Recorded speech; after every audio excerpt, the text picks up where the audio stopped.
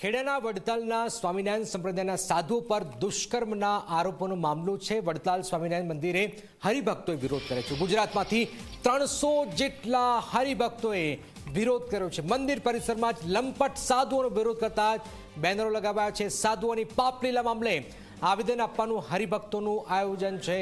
હરિભક્તો વિરોધ વ્યક્ત કર્યો છે। માંગ તો અમારી એ છે આ લોકો જ્યારે એમ કહે છે કે મેં વિકાસ કર્યો, દેવ પછી વિકાસ નથી કર્યો, તમે સંપ્રદાયનો વિનાશ કરો છો અને આવા જે સાધુઓને તમે સાવરો છો।